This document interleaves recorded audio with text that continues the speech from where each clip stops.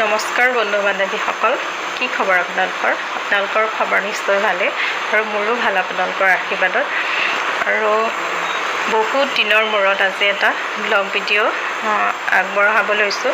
আশা কৰিছোঁ ভিডিঅ'টো শেষলৈকে চাব আৰু যিসকলে নতুনকৈ মোৰ চেনেলত ভিডিঅ' চাই আছে তেওঁলোকে চেনেলটো ছাবস্ক্ৰাইব কৰিব বুলি আশা কৰিলোঁ।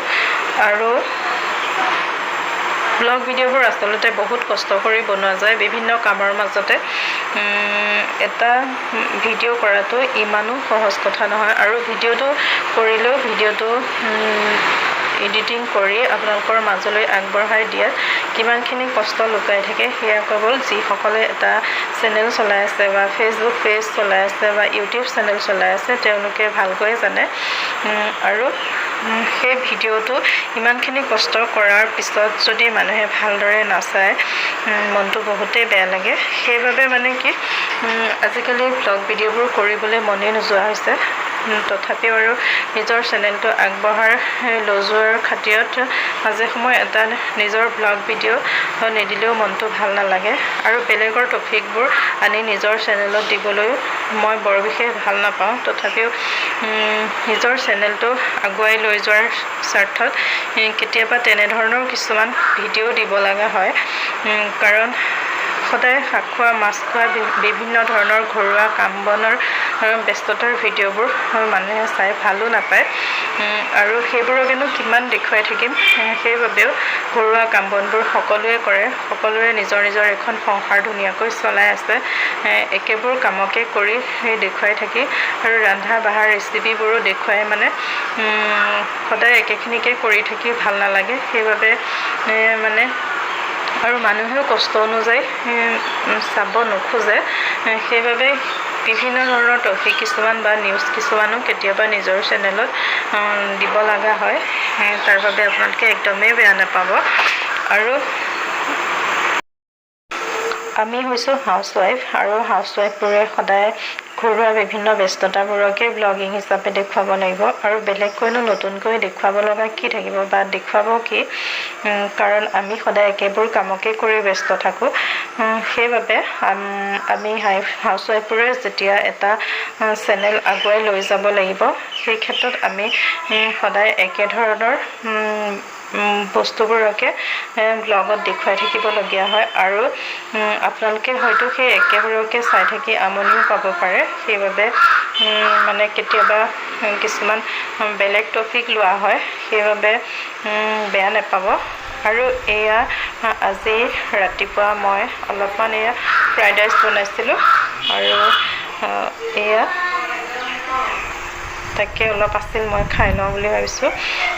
আৰু এওঁক দুখন ৰুটি বনাই দিলোঁ চাহৰ সৈতে আৰু মই পিছে এনেকৈ খাওঁ।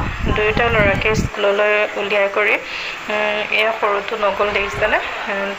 সি যোৱাৰ সময়তে বৰ বেয়াকৈ বতাহ বৰষুণ আহিলে, কিন্তু ডাঙৰটো গ'ল। সি সৰুটোতকৈ অকণমান সোনকালে ওলাই যায়, সেইবাবে সি হয়তো স্কুল পালেগৈ। তাৰপিছত মানে ই যোৱাৰ সময়তে বতৰটো বহুত বেয়াকৈ আহিলে, সেইবাবে তাক নপঠালোঁ। আৰু সি ৰাতিপুৱা দাদাকৰ লগতে 8:30 ভাত খাই ৰেডি হ'ল আৰু এতিয়া বাজিল 10:30।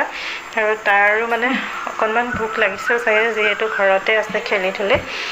আৰু এয়া খাবলৈ ল'লোঁ মই, আৰু খাইছে সি আগে ভাগে আৰু মোকো এচামুচ খুৱাই দিছে। আৰু এনেদৰে সি এতিয়া দিনটো মোৰ লগতে থাকিব। আৰু কিন্তু ডাঙৰটো গ'ল। তাৰ পিছে আকৌ দুটা টিউচনো আছে, অংক এডভান্সৰ টিউচন লৈ সি একেবাৰে 6:30হে ঘৰ সোমাবহি। টিফিন দি পঠাইছোঁ। আৰু আমাৰ ৰাজৰ টিফিনটো এতিয়া ডাইনিঙৰ ওপৰতে থৈ দিছে। সি অকণমান ঘৰতে বহি লৈ পেলাই আকৌ টিফিন খাব ঘৰতে।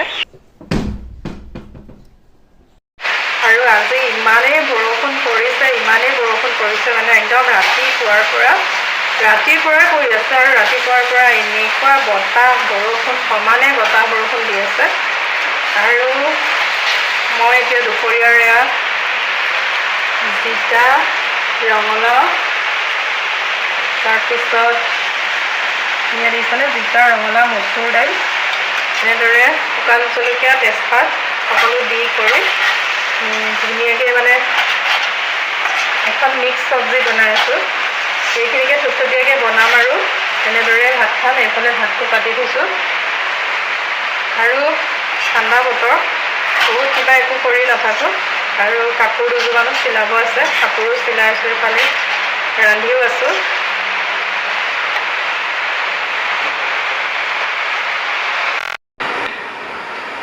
আৰু ভাতো বনাই আছোঁ, এযোৰ কাপোৰ চিলাই আছোঁ, এযোৰ ধুনীয়া কটন কাপোৰ।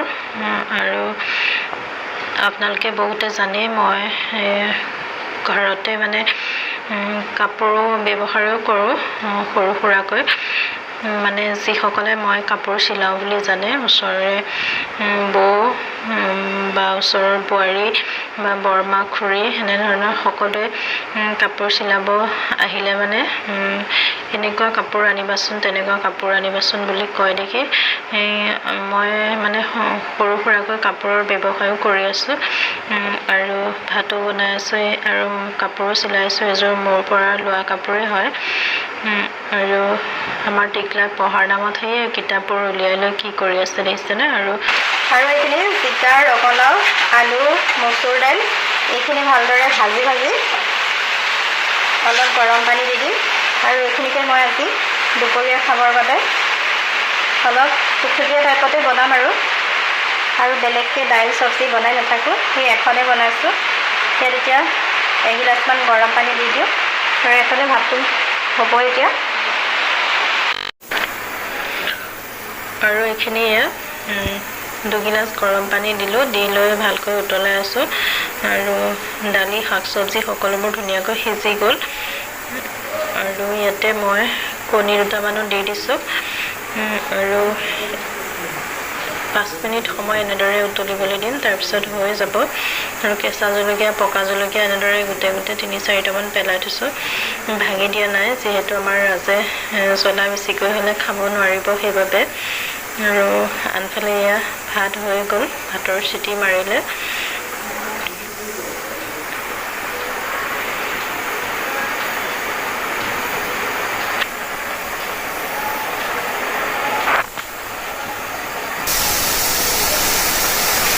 এয়া 2টা চিটি মাৰিলে আৰু এতিয়া গেছটো অফ কৰি থওঁ। ভাত, দাইল সকলোখিনি হৈ গ'ল। এয়া ৰাতিপুৱা 5টা বজাতে উঠি মই আমাৰ আগফালৰ ফুলনিখনত খোজকাঢ়ি আছিলোঁ। আৰু ৰাতিপুৱা সদায় অকণমান উঠি মই ব্যায়াম কৰোঁ আৰু ফুলবোৰ মানে শোৱাৰ পৰা উঠি চাই মই খুব ভাল পাওঁ।